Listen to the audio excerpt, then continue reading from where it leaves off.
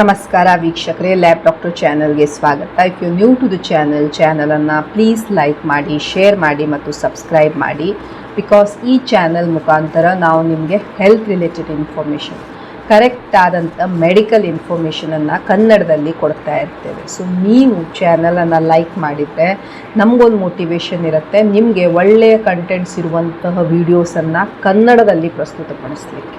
Okay, so ಇವತ್ತಿನ ವಿಡಿಯೋದಲ್ಲಿ ನಾವು ಈ ಓವೇರಿಯನ್ ಸಿಸ್ಟ್ ಯಾಕೆ ಆಗ್ತವೆ, ಈ ಓವೇರಿಯನ್ ಸಿಸ್ಟ್ ಆ್ಯಂಡ್ ಇದರ ಲಕ್ಷಣಗಳು ಏನಿರ್ತವೆ ಇದರ ಬಗ್ಗೆ ಸ್ವಲ್ಪ ಮಾಹಿತಿಯನ್ನು ಪಡೆದುಕೊಳ್ಳೋಣ.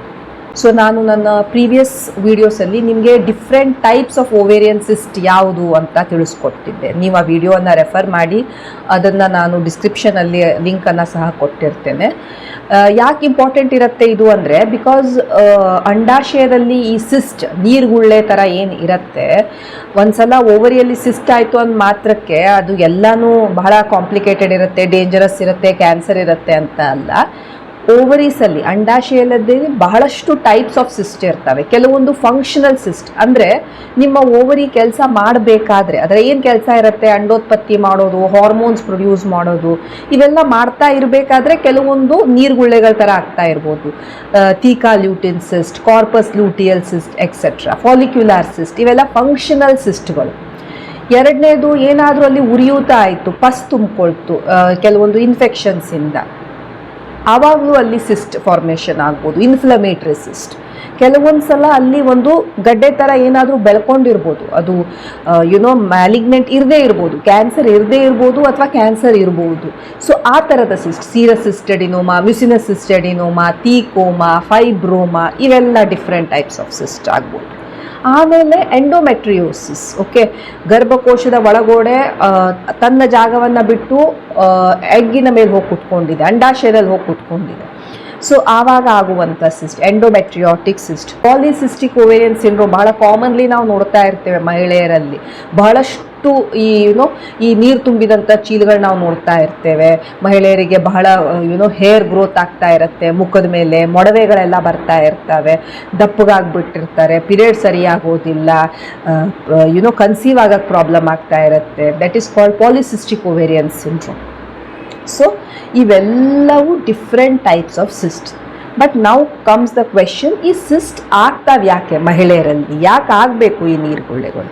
ಸೊ ನೀವು ನೋಡಿದರೆ one of the most common age group ಯಾವಾಗ ಈ ನೀರುಗುಳ್ಳೆಗಳು ಅಥವಾ ಸಿಸ್ಟ್ ಆಗ್ತವೆ, ದಟ್ ಈಸ್ ಬಿಟ್ವೀನ್ 20 to 44. ಅಂದರೆ ಈ ಋತುಬಂಧಕ್ಕಿಂತ ಮೊದಲು ಆ್ಯಂಡ್ ನೀವು ಯಾವಾಗ ಈ ಪ್ಯುಬರ್ಟಿ ಪ್ರೌಢಾವಸ್ಥೆಯನ್ನು ಪಡಿತೀರಿ ಅಥವಾ ಯಾವಾಗ ನಿಮ್ಮ ಪ್ರೌಢಾವಸ್ಥೆ ಬರುತ್ತೆ ಆ ಟೈಮಿಂದ ಈ ಋತುಬಂಧ ಆಗೋಕ್ಕಿಂತ ಮೊದಲು. ಸೊ ಬೇಸಿಕಲಿ ನಿಮ್ಮ ಬಾಡಿಯಲ್ಲಿ ಹಾರ್ಮೋನ್ಸ್ ಯಾವಾಗ ತುಂಬ ಆ್ಯಕ್ಟಿವ್ ಇರ್ತವೆ ಆವಾಗ ಈ ನೀರುಗುಳ್ಳೆಗಳು ಆಗುವಂಥ ಸಾಧ್ಯತೆ ಇರ್ತವೆ. ಸೊ ಒಂದೇ ರೀಸನ್ ಅಂದರೆ ಹಾರ್ಮೋನಲ್ ಚೇಂಜಸ್. ಕೆಲವೊಬ್ಬರಲ್ಲಿ ಈ ಹಾರ್ಮೋನ್ಸ್ ಬಹಳಷ್ಟು ಚೇಂಜಸ್ ಆದಾಗ ಅದು ಡೆಫಿನೆಟ್ಲಿ ಈ ರೀತಿ ಸಿಸ್ಟ್ಗಳನ್ನು ಮಾಡಲಿಕ್ಕೆ ಶುರು ಮಾಡುತ್ತೆ. ಪಾಲಿಸಿಸ್ಟಿಕ್ ಓವೇರಿಯನ್ ಸಿಂಡ್ರೋಮ್ ಅಲ್ಲೂ ಏನಿರುತ್ತೆ, LH FSH ಏರ್ಪೇರ್ ಆಗಿ ಹೋಗಿರುತ್ತೆ, ಟೆಸ್ಟೋಸ್ಟಿರಾನ್ ಹೆಚ್ಚಿಗೆ ಆಗುತ್ತೆ, ಇದರಿಂದ ಎಲ್ಲ ಅಲ್ಲಿ ನೀರುಗುಳ್ಳೆಗಳಾಗ್ಲಿಕ್ಕೆ ಶುರು ಆಗ್ತಾ ಇರ್ತವೆ. ಹೈಪೋಥೈರಾಯ್ಡಿಸಮ್, ಮಹಿಳೆಗೆ ಥೈರಾಯ್ಡ್ ಗ್ರಂಥಿ ಸರಿಯಾಗಿ ಕೆಲಸ ಮಾಡ್ತಾ ಇಲ್ಲ, ಕಡಿಮೆ ಥೈರಾಯ್ಡನ್ನು ಮಾಡ್ತಾ ಇದೆ, ಅಂಥ ಮಹಿಳೆಯರಲ್ಲಿ ಈ ಥರದ ನೀರುಗುಳ್ಳೆಗಳನ್ನು ನಾವು ಕೆಲವೊಮ್ಮೆ ನೋಡ್ತಾ ಇರ್ತೇವೆ.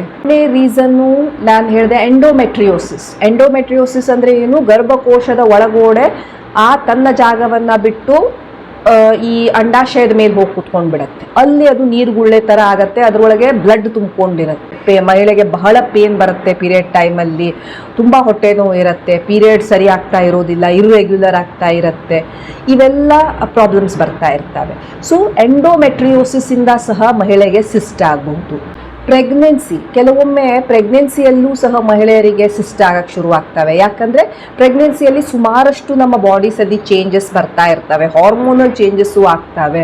ಇವೆಲ್ಲದರಿಂದ ಕೆಲವೊಮ್ಮೆ ಆ ಮಹಿಳೆಗೆ ಮೊದಲಿರದೇ ಇರುವಂತಹ ಈ ನೀರುಗುಳ್ಳೆಗಳೇನಿರ್ತವೆ ಈ ಗರ್ಭಾವಸ್ಥೆಯ ಟೈಮಲ್ಲಿ ಬಂದುಬಿಡ್ಬೋದು.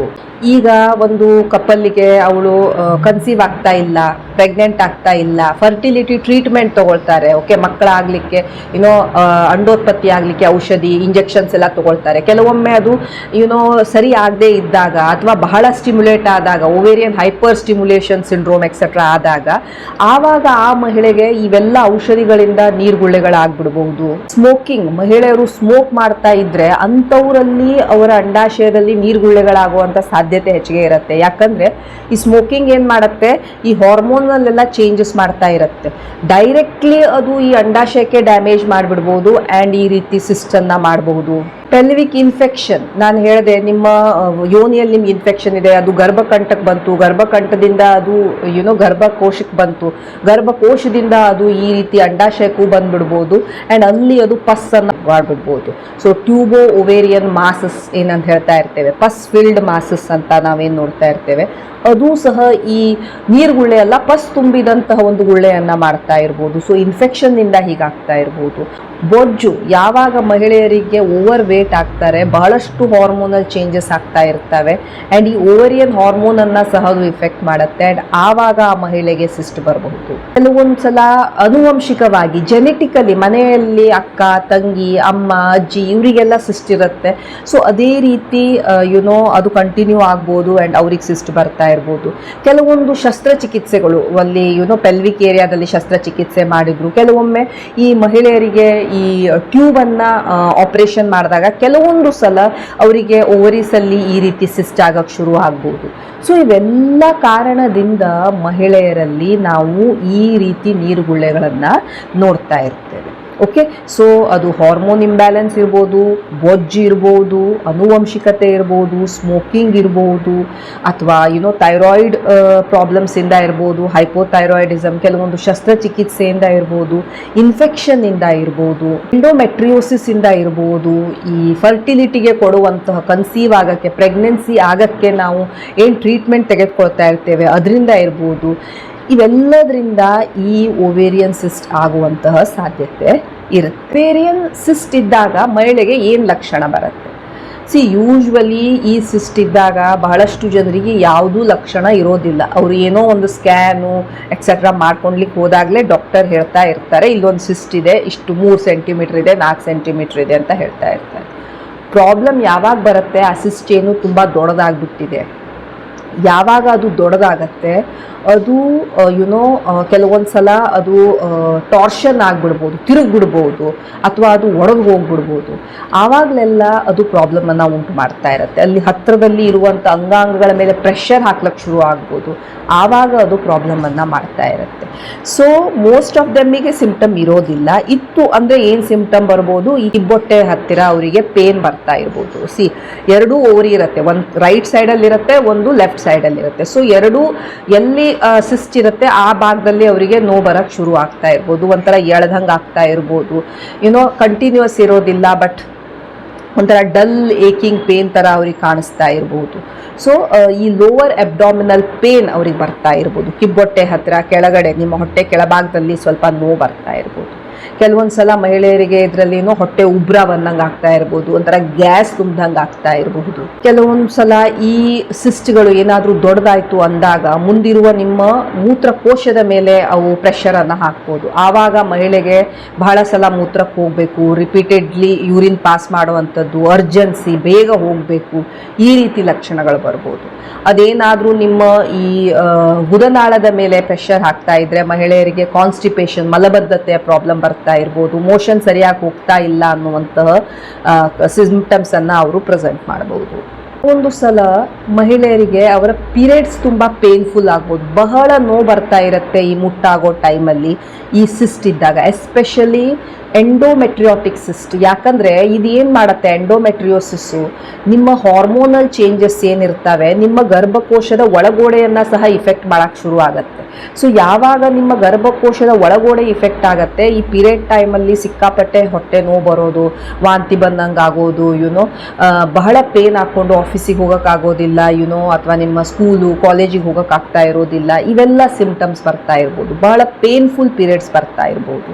ಕೆಲವೊಂದು ಮಹಿಳೆಯರಲ್ಲಿ ಆ ಸಿಸ್ಟ್ ಬಹಳ ದೊಡ್ಡದಾಯಿತು ಅಂದಾಗ ಅವರು ಸಂಬಂಧ ಮಾಡಬೇಕಾದ್ರೆ ಪೇನ್ ಸಹ ಬರ್ತಾ ಇರ್ಬೋದು. ಸೊ ಬಹಳ ರೇರ್, ಬಟ್ ಎಸ್, ಬಹಳ ದೊಡ್ಡ ಸಿಸ್ಟ್ ಆಯಿತು ಅಂದಾಗ ಈ ಸಿಂಪ್ಟಮ್ಸ್ ಸಹ ಕೆಲವೊಮ್ಮೆ ನಾವು ನೋಡ್ತಾ ಇರ್ತೇವೆ. ಕೆಲವೊಮ್ಮೆ ಮಹಿಳೆಯರಿಗೆ ಅನ್ಎಕ್ಸ್ಪೆಕ್ಟೆಡ್ ವೇಟ್ ಗೇನ್, ಅವರು ಏನು ತಿನ್ನೋದ್ರಲ್ಲಿ ಉಣ್ಣೋದ್ರಲ್ಲಿ ಏನು ಚೇಂಜಸ್ ಇಲ್ಲ, ಎಕ್ಸಸೈಸಲ್ಲೂ ಏನು ಚೇಂಜಸ್ ಇಲ್ಲ, ಬಟ್ ವೇಟ್ ಗೇನ್ ಆಗ್ತಾ ಇರ್ತಾರೆ. ಎಸ್ಪೆಷಲಿ ನಿಮಗೆ ಈ ಪಾಲಿಸಿಸ್ಟಿಕ್ ಓವೇರಿಯನ್ ಸಿಂಡ್ರೋಮ್ ಇತ್ತು ಅಂದಾಗ ಆವಾಗ ಏನಾಗುತ್ತೆ, ಹಾರ್ಮೋನಲ್ ಇಂಬ್ಯಾಲೆನ್ಸ್ ಇರೋದ್ರಿಂದ ನೀವು ಎಷ್ಟೇ ನಿಮ್ಮ ಆಹಾರ ಅಥವಾ ನಿಮ್ಮ ಈ ಎಕ್ಸಸೈಸ್ ಪದ್ಧತಿಯನ್ನು ಮೇಂಟೈನ್ ಮಾಡೋಕ್ಕೆ ಟ್ರೈ ಮಾಡಿದ್ರು ನಿಮಗೆ ವೇಟ್ ಗೇನ್ ಆಗ್ತಾನೆ ಇರುತ್ತೆ. ಸೊ ಅನ್ಎಕ್ಸ್ಪ್ಲೇನ್ಡ್ ವೇಟ್ ಗೇನ್ ಆಗ್ತಾ ಇರ್ಬೋದು. ನಿಮಗೆ ಮಕ್ಕಳು ಮಾಡ್ಕೊಳ್ಳಿಕ್ಕೆ ಪ್ರಾಬ್ಲಮ್ ಆಗ್ತಾ ಇರ್ಬೋದು. ಎಸ್ಪೆಷಲಿ ಈ PCOS ಪ್ರಾಬ್ಲಮ್ ಇದ್ದಾಗ ಬಹಳಷ್ಟು ಜನರಿಗೆ ಪ್ರೆಗ್ನೆನ್ಸಿ ಆಗೋಕ್ಕೆ ಪ್ರಾಬ್ಲಮ್ ಆಗ್ತಾ ಇರುತ್ತೆ. ಬಹಳಷ್ಟು ಜನರಿಗೆ ಗೊತ್ತೂ ಇರೋದಿಲ್ಲ ಅವರಿಗೆ ಈ PCOD ಇದೆ ಅಂತ. ಯಾವಾಗ ಡಾಕ್ಟರ್ ಟೆಸ್ಟ್ ಮಾಡ್ತಾರೆ, ನೋಡ್ತಾರೆ, ತುಂಬ ನೀರು ಗುಳ್ಳೆಗಳ ಥರ ಕಾಣ್ತಾ ಇದ್ದಾವೆ, ಹಾರ್ಮೋನ್ಸ್ ಇಂಬ್ಯಾಲೆನ್ಸ್ ಇದೆ ಅಂದಾಗ ಅವ್ರಿಗೆ ಹೇಳ್ತಾರೆ ನಿಮಗೆ PCOS ಇದೆ ಅಂತ. ಸೊ ಹೌದು, ಪ್ರೆಗ್ನೆನ್ಸಿ ಆಗೋಕ್ಕೂ ಕೆಲವೊಮ್ಮೆ ಕಷ್ಟ ಆಗ್ತಾ ಇರ್ಬೋದು ಈ ಸಿಸ್ಟ್ಗಳಿಂದ. ಕೆಲವೊಂದು ಸಲ ಈ ಓವೇರಿಯನ್ ಸಿಸ್ಟ್ ಏನಾದರೂ ಅದು ಕ್ಯಾನ್ಸರಸ್ ಇತ್ತು ಅಂದಾಗ ನಿಮಗೆ ವೇಟ್ ಲಾಸ್ ಆಗೋದು ಅಥವಾ ಪೀರಿಯಡಿನ ಮಧ್ಯ ಬ್ಲೀಡಿಂಗ್ ಆಗೋದು, ಹೊಟ್ಟೆ ನೋವು ಕಂಟಿನ್ಯೂಸ್ ಇರೋದು, ವೇಟ್ ಲಾಸ್ ಆಗ್ತಾ ಇರೋದು, ಇವೆಲ್ಲ ಸಿಂಪ್ಟಮ್ಸ್ ನಿಮಗೆ ಬರಲಿಕ್ಕೆ ಶುರು ಆಗ್ಬೋದು. ನಾನು ಹೇಳಿದೆ, ಯೂಶ್ವಲಿ ಈ ಓವೇರಿಯನ್ ಸಿಸ್ಟ್ಗಳು ತುಂಬ ಚಿಕ್ಕದಿರ್ತವೆ, ಏನೂ ಪ್ರಾಬ್ಲಮ್ ಮಾಡೋದಿಲ್ಲ. ಕೆಲವೊಂದು ಸಲ ಏನಾಗ್ಬಿಡ್ತವೆ, ತುಂಬ ದೊಡ್ಡದಾದಾಗ ಅದು ಟ್ವಿಸ್ಟ್ ಆಗಿಬಿಡ್ಬೋದು, ಟಾರ್ಷನ್ ಅಂತ ನಾವು ಹೇಳ್ತಾ ಇರ್ತೇವೆ. ಆವಾಗ ಮಾತ್ರ ಮಹಿಳೆಗೆ ಸಿವಿಯರ್ ಪೇನ್ ಬರುತ್ತೆ, ಜ್ವರ ಬರುತ್ತೆ, ವಾಂತಿ ಆಗಕ್ಕೆ ಶುರು ಆಗುತ್ತೆ, ಹೊಟ್ಟೆ ಎಲ್ಲ ಉಟ್ಕೊಂಡು ಬಿಡುತ್ತೆ. ಸೊ ಇದು ಈ ಟ್ವಿಸ್ಟೆಡ್ ಓವೇರಿಯನ್ ಸಿಂಡ್ರೋಮ್, ಇದು ಎಮರ್ಜೆನ್ಸಿ ಇರುತ್ತೆ, ಇಮಿಡಿಯೇಟ್ಲಿ ನಾವು ನಿಮಗೆ ಆಪ್ರೇಟ್ ಮಾಡಬೇಕಾಗತ್ತೆ. ಅಂಥ ಕಂಡೀಷನ್ಸಲ್ಲಿ ನಾವು ಈ ರೀತಿ ಸಿಂಪ್ಟಮ್ಸನ್ನು ಸಹ ನೋಡ್ತಾ ಇರ್ತೇವೆ. ಸೊ ಇವು ಕೆಲವೊಂದು symptoms of ovarian cyst. So ನಾವು ನೋಡಿದ್ವಿ ಓವೇರಿಯನ್ ಸಿಸ್ಟ್ ಏನಿರುತ್ತೆ ಬಹಳಷ್ಟು ಕಾರಣದಿಂದ ಆಗ್ಬೋದು, ಆ್ಯಂಡ್ ಈವನ್ ಲಕ್ಷಣಗಳು ಸಹ ವೇರಿ ಆಗ್ತಾ ಇರ್ಬೋದು ಡಿಪೆಂಡಿಂಗ್ ಯಾವ ಟೈಪ್ ಆಫ್ ಸಿಸ್ಟ್ ನಿಮಗೆ ಆಗಿದೆ ಅಂತ. ಬಟ್ ಸಪೋಸ್ ನಿಮಗೆ ಈ ರೀತಿ ಲಕ್ಷಣಗಳು ಬರ್ತಾ ಇದ್ದಾವೆ, ಪೀರಿಯಡ್ ಇರ್ರೆಗ್ಯುಲಾರಿಟಿ ಇದೆ, ನಿಮಗೆ ಕನ್ಸೀವ್ ಆಗೋಕ್ಕೆ ಪ್ರಾಬ್ಲಮ್ ಆಗ್ತಾ ಇದೆ, ಹೊಟ್ಟೆ ನೋವು ಬರ್ತಾ ಇದೆ, ಇವೆಲ್ಲ ಇದ್ದಾಗ ನೀವು ನಿಮ್ಮ ಗೈನಕಾಲಜಿಸ್ಟನ್ನು, ಸ್ತ್ರೀ ರೋಗ ತಜ್ಞರನ್ನು ಒಂದ್ಸಲ ಭೇಟಿ ಆಗಬೇಕು. ಒಂದು ಸಿಂಪಲ್ ಅಲ್ಟ್ರಾಸೌಂಡ್ ಸ್ಕ್ಯಾನು, ಕೆಲವೊಂದು ಬ್ಲಡ್ ಟೆಸ್ಟ್ ಎಕ್ಸೆಟ್ರಾ ಮಾಡಿದಾಗ ನಾವು ಕರೆಕ್ಟ್ ಡಯಾಗ್ನೋಸಿಸ್ಗೆ ಬರ್ಬೋದು, ಆ್ಯಂಡ್ ಅದಕ್ಕೆ ತಕ್ಕ ಹಾಗೆ ಟ್ರೀಟ್ಮೆಂಟನ್ನು ಸಹ ಕೊಡ್ಬೋದು. Okay, so that was all about ಯಾಕೆ ಈ ಸಿಸ್ಟ್ಗಳಾಗ್ತವೆ, ಓವೇರಿಯನ್ ಸಿಸ್ಟ್ಗಳು, ಆ್ಯಂಡ್ ಅದರ ಲಕ್ಷಣಗಳೇನು. Thank you so much for watching the video. Please like, share and subscribe the channel. Thank you.